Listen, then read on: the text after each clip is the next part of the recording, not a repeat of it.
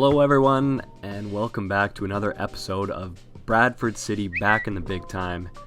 I'm having a lot of fun with this series, so thanks for joining me. If you're enjoying it as well, please leave it a like and subscribe to Millennial Gaming to keep up with the journey as we take Bradford through the championship. And since our last video, we've played 5 games in the championship, and the sixth game that we played is in the third round of the Carabao Cup against Oxford, and that game was a penalty shootout win.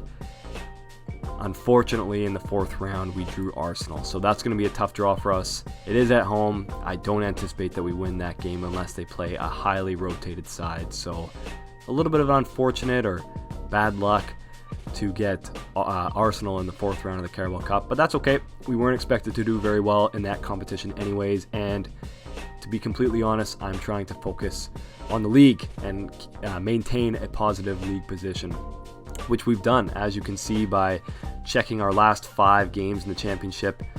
3 wins and 2 draws. Overall, I'm quite pleased with that.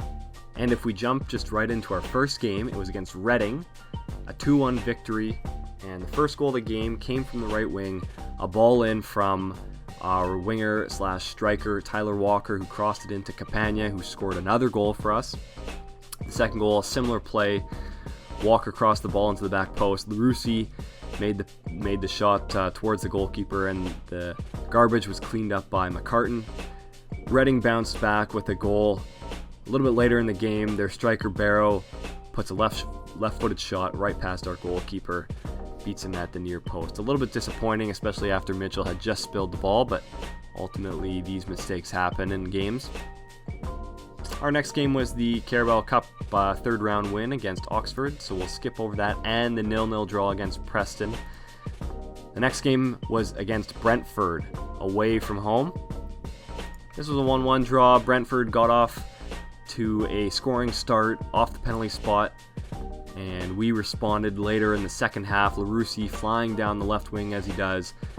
The first shot from Campagna was blocked, and Olise, similar to the goal scored against Reading, cleaning up the garbage and slotting home his first goal for the club. The next game was at home against Millwall. This was another great game, similar to the one that we played against Derby away from home. 3-2 this one finished, and it started with Millwall jumping to a 1-goal lead, maybe the goal of the season. Mahoney with his right foot, an absolute screamer that beats Mitchell all ends up. The second goal, we responded a few minutes later. Garner slotting it past the far post with a nice low shot. Millwall took the lead again. Hutchinson off a corner that we didn't defend well enough, but we were able to bounce back. Our left back coming through with a nice goal, just deceiving the goalkeeper, it seemed. And then in the second half, we were able to push forward. McKay gets the cross in, back post. Larousse, not really known for his heading, but he does pop in with 1 or 2 goals, gets one there. And that led us to the last game against Swansea at the Liberty Stadium. This one finished 2-1, and it started off with Liam Miller, who's on loan from Liverpool. He runs the length of the pitch and then just squeaks one past Mitchell at the near post. We responded in the second half. Olise running the length of the pitch, left-footed pass. This one kind of looked like it may have been offside, but it wasn't given, and Walker slotted one home. Tyler Walker had a great game. Campagna was really tired from international duty, so I started Tyler Walker. He had a terrific game. And look at this, Adam Henley, he started the game in place of Nico Williams because Williams had fitness concerns, and he popped in with a goal as well. So quite impressed with him, considering his attributes are quite low. He's performed quite well in the division so far.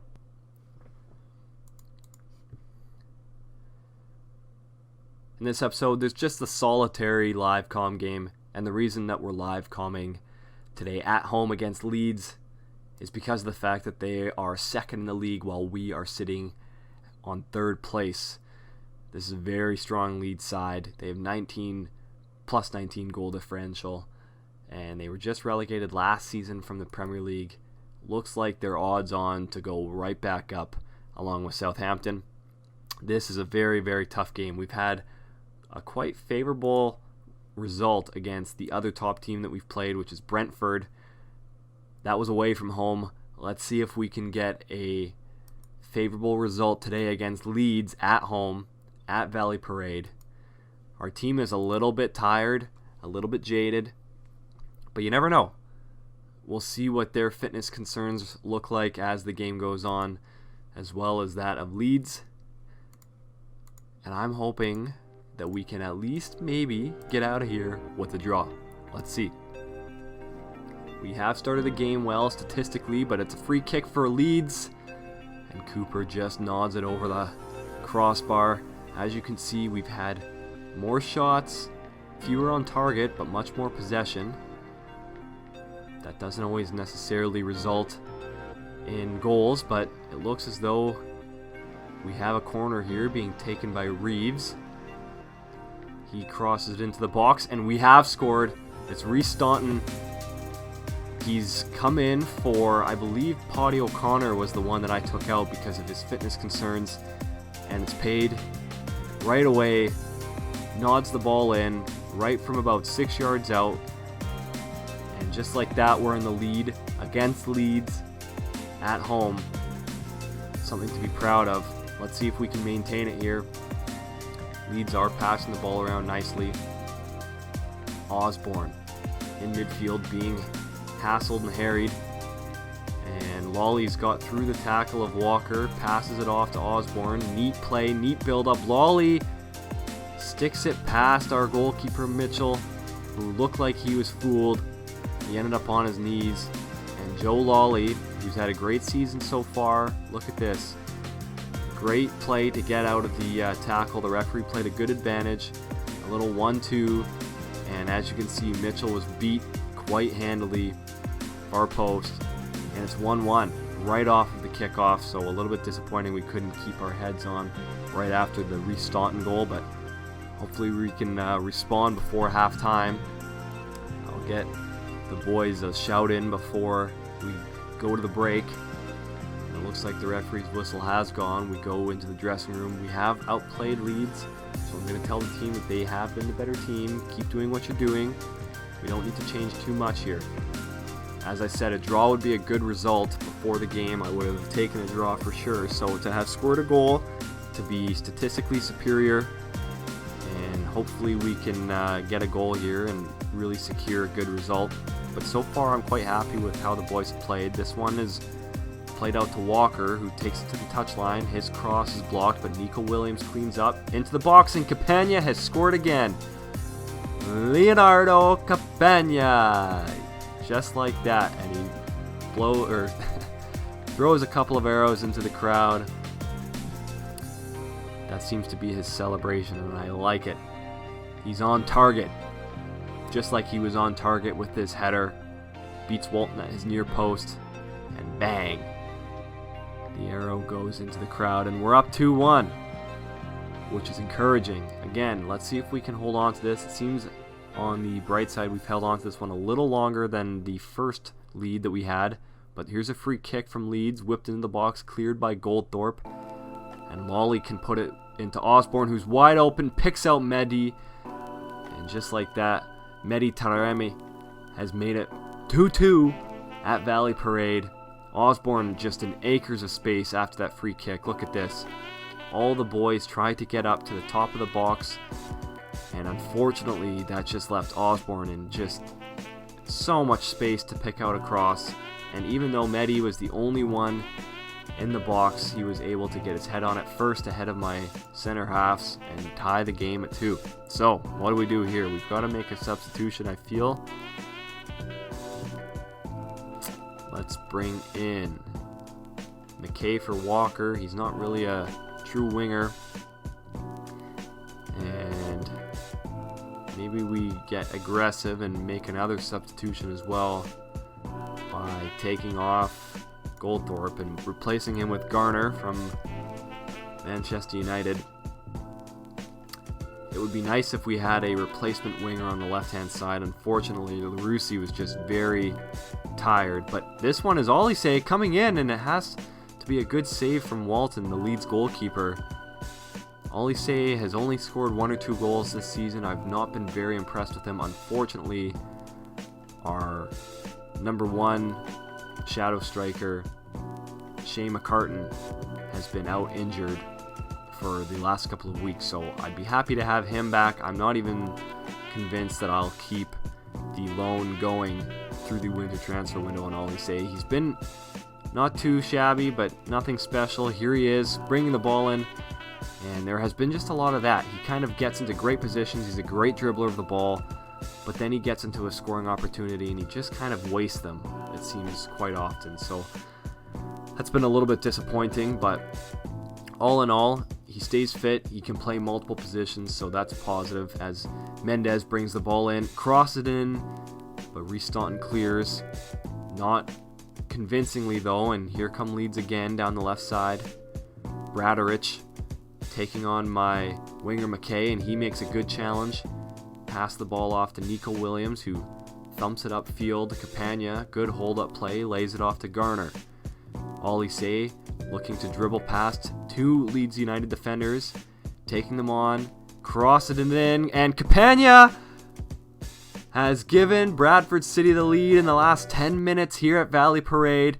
I was just saying I'm not convinced about Michel Ollie Say, and here he is running the length of the pitch, dinking a ball in with his left foot, finding Campagna right on the penalty spot, and 9 goals already for this man as he heads it right past Mr. Walton in goal for Leeds United. Let's see if we can hold on to this lead here as we look to break the ball up the pitch. Leeds will probably be coming at us with more men, so that's something to keep in mind as we race up the pitch. McKay finds Campagna for his hat-trick, and it's a good save to tip it around the post. That will give us a corner. Let's see if anything can come of this. Reeves crosses into the box, and it's cleared by Mehdi Taremi, and he finds Joe Lawley. Great tackle from Wood, and we were able to escape that without any harm. Let's see if we need to make one more substitution. I might bring in Walton for Gibson, who's been really poor, and I'll play him as, well, I'll keep him as an inside forward. I haven't seen a lot of Whiten. He's just not really been needed so far. Campagna's been just outstanding, and Walker's had a pretty good season as well. He had a poor season in League One, but he's scored a couple for me already here in the Championship, and I've primarily used him as my lead striker in the cup matches, so he's been useful in those. 4 minutes at a time at the end of this game. Let's see if there are any more highlights. It looks like there'll be one more highlight. Mitchell, short free kick to Staunton. Plays a little interplay in defense, and Ollie Say gets through his man, looking to lay it off to Campagna. Now Garner to Whiten, back to Garner, and there's a man open on the left-hand flank if he can find him. Instead goes to Reeves. Good build-up play here as we are still playing on attacking late in the game. Now Mackey's released down the right-hand flank. He's got Nico Williams, and he finds him. Now can Williams pick out a cross? No, he goes short to McKay. Into the box. Garner! And it's 4-2. All 3 points will be going home with Bradford City. We've taken on Leeds, the number 2 team in the Championship this season, and we've beat them handily. That pushes us up into second place in the division. If you saw on the little league table box that I've got set up on the left-hand side of the screen, Garner's goal confirms it. The final score here at Valley Parade, as it's confirmed, Bradford City 4, Leeds United 2, and we can be delighted with that. A great performance, a terrific result. Bradford City, second place in the Championship. It's almost too good to be true. I don't even know if we want to go up to the Premiership next season. We just do not have the facilities, the budget, the players, but we're in form. And Campagna, I need to sign this guy. Unfortunately, 13 million pounds he's valued at on loan from Leeds, so I don't think that that's likely, but again, he's come up big. Has there been anyone as in form for Bradford City as Leonardo Campagna? I'm not sure. Bradford have made it 8 unbeaten. Unbelievable stuff. Okay, guys, that's going to be it for today's episode. If you've enjoyed it, Please leave it a like. Please leave it a like if you've just been blown away by Leonardo Campagna. I know I have, so very impressed with him. Thanks for watching today. I'll see you in the next episode. Take care.